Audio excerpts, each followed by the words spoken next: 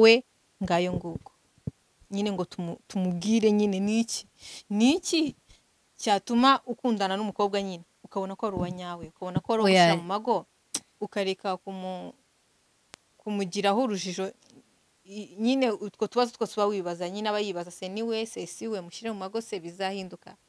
nyine we ashaka icyamumara ubwo bwoba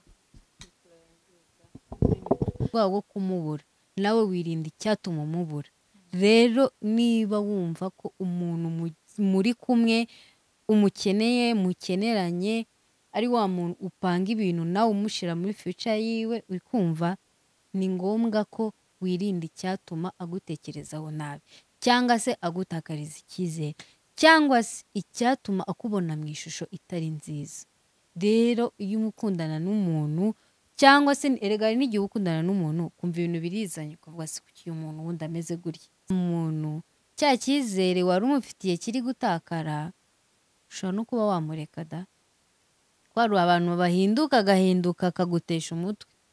bya bintu wumva ngo umuntu yiyahuye buriya umuntu nakwereka ko nta cyizere ukunda umuntu.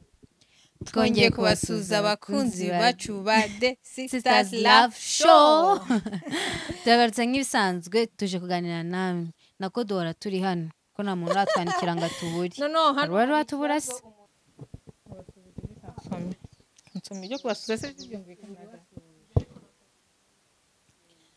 hari umuntu watubajije ikibazo n'ikibazo yatubajije nyine ni hari ibyo ashaka kumenya nyine ashaka ko tumubwiraho ngo kubajamo abatipi hari uburyo ngo ubukundana n'umubebi ngo mukundana tu ngo nawe ubibona ko agukunda ariko ukagira gushidikanya ngo ukagira gushidikanya mwana ngo ukibaza ase yarabyanditse kijamo ngo kubajama ngo hari uburyo ngo ubukundana n'umubebi ngo mukundana tu nawe ubona ko agukunda ngo ariko ukagira gushidikanya mwana ngo ikibazo se ukibaza ase mushyire mu mago ntazansaza nk'abiyi minsi ko mbona bihinduranya mugera amago akaba undi utaruzi nyine ugahera mu rujijo tu ugasanga umuntu umaranye 5 years utaramushyira amakenga nyine ukiri kwibaza tu ataruka afite abandi utaramushyira amakenga gute utaramusobanukirwa se nyine utaramushyira amakenga ubona hari utuntu akora se oya atari no nyine kugira wibaza nyine se umushyire mu mago ntazansaza nyine mumeranye neza na kibazo mufitanye ariko ajya uvuga ati se mushyire mu mago cyangwa ngo kandi atari uko ufite abandi nawe nyine atari uko afite imico mibi gusa uri kwibaza nimba ari we wa nyawe ngayo nguko nyine ngo tumubwire nyine niki cyatuma ukundana n'umukobwa nyine ukabona ko ari uwa nyawe ukabona ko ari ushira mu mago ukareka kumugiraho urujijo nyine utwo tubazo twose uba wibaza nyine aba yibaza se niwe se siwe mushyire mu mago se bizahinduka nyine we ashaka icyamumara ubwo bwoba. Njyewe uko mbyumva sibyo mfashe no micro sinzi ikibazo yagize njyewe uko mbyumva sibyo iyo ugikundana n'umuntu hari igihe nyine kwanza niyo mukundana sibyo ntago uba umuzi neza ubutaha hataha nawe ugataha ushaka sibyo. Ikindi kandi hari n'ukuntu umuntu yo mukundana ntago buri impamvu nk'izo zatuma ubitekerezaho kubera iyihe mpamvu kuko ubuzi ko ntago mwirirwanye wenda tuvuge muherukana muri weekend mwasohokanye mudaherukana sibyo mwarangiza wamuhamagara kumva siyitabye simuherukana haciye nk'iminsi 3-4 nyine mudaherukana ariko kuvugana muvugana iyo muhamagaye niyitabe byanga byakunda kakantu karaza y'amakenga ari kuvuga uri kumva ikintu cyonyine gituma ayo makenga ukavuga ati sinshaka aya makenga abaho no kwirengagiza mu rukundo no kwirengagiza we yavuze ngo nta kibi amubonaho ngo nta n'ingeso mbi nyine ntacyo usibye nyine ako kantu we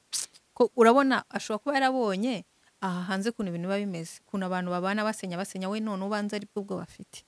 nyine ni rwo rugero nanjye ndi kuguha. Rero ngewe ikintu cya mbere namusaba ni ukumekinga ashobora ko amukunda ego uba ugomba kumenya neza kumukunda. Ikindi kandi buriya kwizerana ni byiza, ukumva ko umuntu mukundana ukamugirira icyizere utitaye. icya mbere ni urukundo, icya kabiri ni icyizere. uramukunda, uramwizera. Icya gatatu no kubahana. No kubahana. Ikindi, ese nawe ubona birimo, ubona agukunda, ubona nyine hari ukuntu ubona umuntu akwiteho cyane, kuko impamvu icya mbere ari urukundo. Reka nkubwire, icya mbere ni urukundo, ariko ikintu cy'ingenzi mu rukundo, kuko n'ubundi ikintu kiba cyarabahuje ni urukundo, ikintu cy'ingenzi ni icyizere. Hari utuntu wirengagiza kugira ngo wa mubano wanyu ukomeze, ukagirira umuntu icyizere, wanamuhamagara nakwitaba ukavuga ati ok, ashobora kuba atayibonye. Uzi ahantu hafi icyizere se, ni hahandi uba nyine wowe kubeshya ukabishyira ku ruhande. Ntubeshye mu tuntu tw'amafuti, kuko urabona iyo ubeshya umuntu rimwe kabiri agutakariza icyizere, kandi agukunda pe, ariko akagutakariza icyizere. Rero hari igihe wanga kumwitaba rimwe kabiri, ukamubwira ati nandi mu kazi, nandi muri ibi, nyuma akabona nyine ko atari byo wari urimo, cyangwa ukamubeshya akantu k'amafuti ngo ndi mu rugo ndaryamye, kandi uhagaze ku muhanda, cyangwa se uri kumwe n'abashuti wawe ahantu runaka muricaye muri kuganira, nta kintu kiba urimo, ariko uramubeshye ngo ndi mu rugo ndaryamye. Ese kucyumva wabimubeshya kandi atari n'ikintu yagiraho intambara? Hari abantu bashaka nyine reka rimubwire ko ndyamye atambaza ibintu byinshi, cyangwa se reka mubwire ko ndyame yumve ko atekanye. Cyangwa se hari n'abantu bagira ingeso, akakundana n'umuntu yamubwira ati nasohotse ndi kumwe n'inshuti zanjye, akumva ko nawe ari bugire ute fere ya mbere nawe arahita asohoka. Kuki yasohotse? Nyine yasohotse kuko byari ngombwa ko asohoka. Kuki wowe ushaka gufata gahunda yo gusohoka nawe wari ufite ngo nuko akubwiye? Icyo gihe ni kwa kundi uba utizera umuntu, utanamwubaha, nawe ubwawe nyine utumva ko ibintu urimo uri tayari yo kuba birimo, akahita yumva ko yamusanga aho ngaho ari. Kumusanga yamusanga, ariko hari n'igihe rega uba uri muri gahunda. Kumusanga hari igihe mba nasohokanye n'abakobwa bashuti banjye, kandi iyo uhari ntabwo twisanzura ngo tuvuge bya bindi dushaka, nyine utuma numva, kandi nabo ntabwo bisanzura ngo tuganire tube twebwe. Baha akanya baganire. Kandi niyo yaba, niba ari umutipe, niyo yaba ari kumwe harimo n'abandi bakobwa, baha umwanya. Upfa kuba mutagiranye iyo gahunda ngo ayice, cyangwa utamubuze, cyangwa atakubeshye. Ni cya kintu nyine kigaruka umuntu akavuga ngo icyizere. N'ubundi icyizere mu rukundo nicyo cya mbere. Mureme icyo cyizere. Kurema icyizere ni ukuba wowe wa nyawe, ni ukureka kubeshya utuntu tw'amafuti, ni ukugira, ni ugutanga nuza amasezerano uzasohoza, kuko abantu benshi mu rukundo bashobora barabeshya. Erega n'ibyo ngibyo kuvuga nyine, ukaba ukundana n'umuntu ukabona mwabana sibyo, ariko nyine kakantu kakajya kakuzamo. Ikintu uba ugomba gukora cya mbere ni ukwirengagiza, witekereza ibibi. Kandi niba ubona uwo muntu mukundana nta kintu na kimwe abuze, kandi ubona ari we wakubera umugore, ari we wa muntu wakubera inshuti, akakubera umuvandimwe, ukabona ibintu byose ukeneye muri we arabyujuje, wowe irememo icyizere. Uvuga ati ntabwo icyizere ari umuntu ukiremamo, kuko mugihura nta kiba barakubonyeho, aba yagukunze, mukabwirana amabanga yanyu, ibyo mukunda, ibyo mwanga. None icyizere mu bantu bakundana, njyewe ni njye ukikuremamo, nawe ukakindemamo. Ukindemamo gute? Kwa kundi nyine uba royo. Ntago tuvuze ngo ube perfect, ntago waba perfect mu rukundo, ntago turi abamarayika. Urakosa, ako nukosa saba imbabazi, kandi usaba imbabazi umaking sure yuko icyo kintu uzagerageza kutongera kukikora, kuko hari igihe nsaba imbabazi rimwe, cya kintu ejo nkongera nkagikora aho ngaho. Oya, icyo gihe nta nubwo oya, sino gutera iseseme, ahubwo nyine icyo gihe nawe ibintu urimo ntabwo ubiha agaciro, ntabwo uba uvuga ati uyu muntu umubuze byagenda gutya. Uriya umuntu ufite ubwoba bwo kumubura, nawe wirinda icyatuma umubura. Rero niba wumva ko umuntu muri kumwe umukeneye, mukeneranye, ari wa muntu upanga ibintu nawe umushyira muri future yiwe, uri kumva, ni ngombwa ko wirinda icyatuma agutekerezaho nabi, cyangwa se agutakariza icyizere, cyangwa se icyatuma akubona mu ishusho itari nziza. Rero iyo umukundana n'umuntu cyangwa se erega hari n'igihe ukundana n'umuntu kumva ibintu birizanye ukavuga se kuki uyu muntu wundi ameze gutya sibyo none cyane cyane iyo mugiye kugera kuri iyo ngingo yo kugira uteye yo kubana niyo handi utangira gutekereza se kwa kundi agiye yitwara gutya kwa kundi bijya bigenda gutya ubu kuko nitubana azagira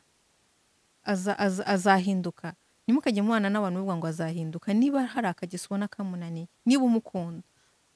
iga kukihanganira uvuga ati ngewe aka kageso nzakihanganira kuko ntuzabane n'umuntu uvuga ngo azahinduka no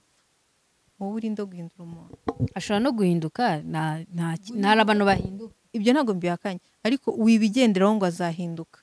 wowe vuga ati iga kubyakira uvuga ati ndamukunda kandi aka kageso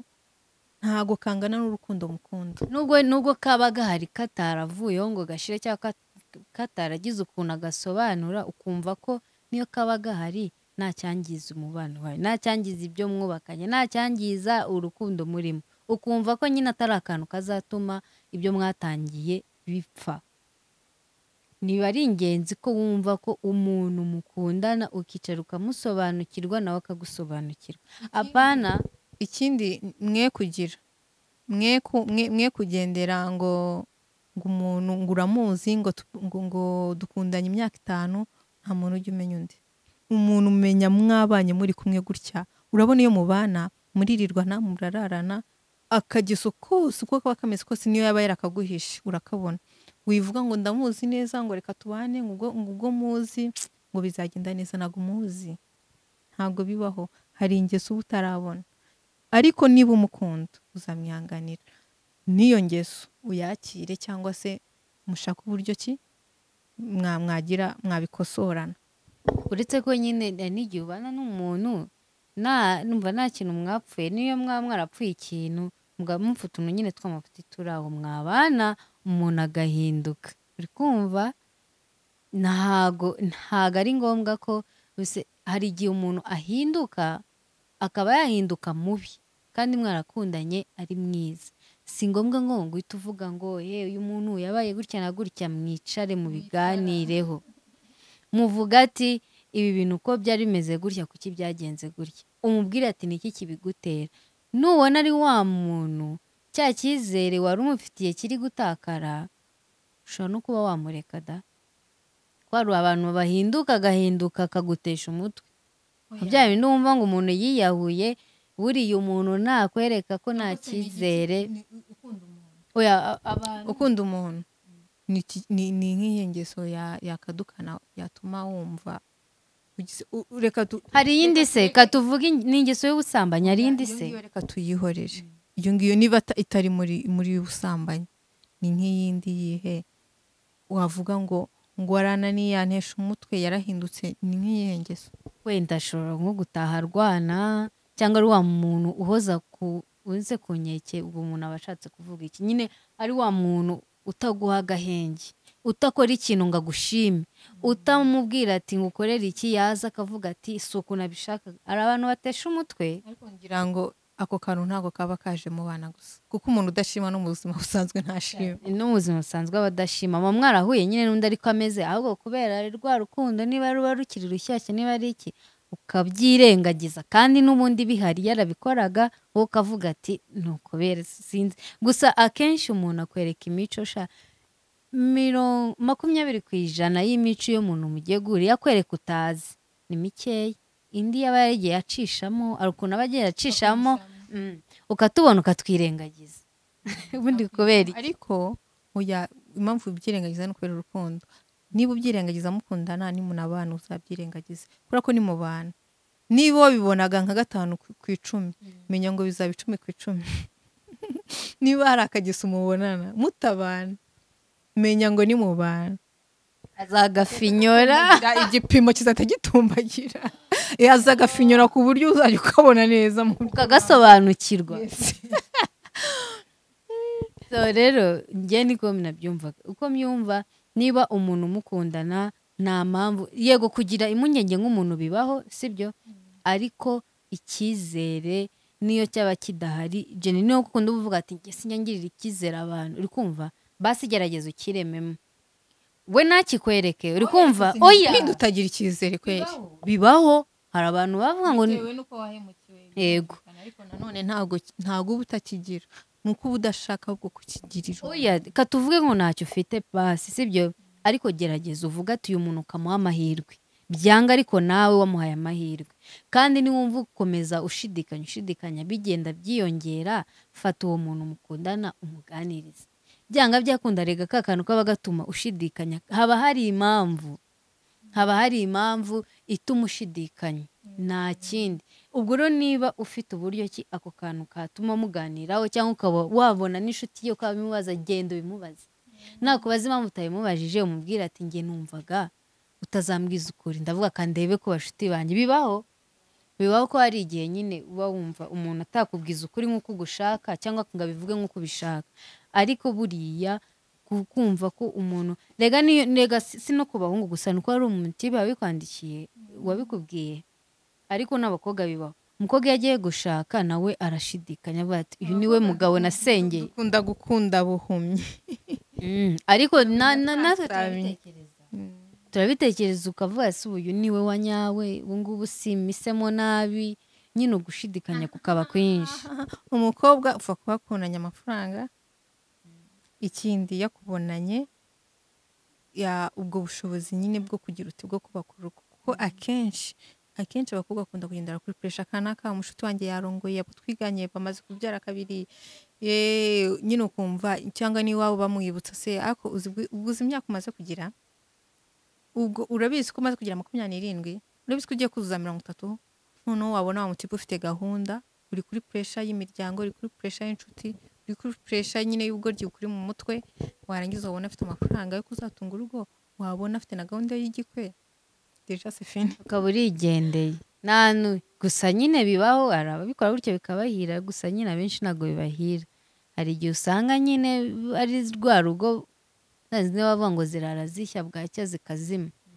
gusa nyine si byiza buriya ikintu cya mbere ukoze nuko ari ikintu watekereje wahaye umwanya wizeho burya kubana n'umuntu ntabwo ari ibintu uba ugomba kubyuka ngo utekereze ngo uhite ukora ngo uzinge amavarize ugende kuko mwese muba muhuye rero urabona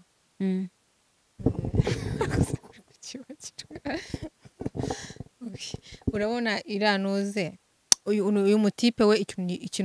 ikintu yatubajije ikintu twamubwira niba wumva ukunda umukobwa ukabona nawe akuko urukundo arakakwereka ukabona iyo gahunda yo kubaka arayifite ikindi ukabona arakwizera kandi nawe ukaba umwizera rwose wibishidikanya kandi nta n'ingeso uramufatiramo si ukuvuga ngo impamvu umushidikanya ngo ni uko ngo ingeso mbi ngo cyangwa wamufashe ibi cyangwa wabonye ibi oya ahubwo ari ibikuzamo oya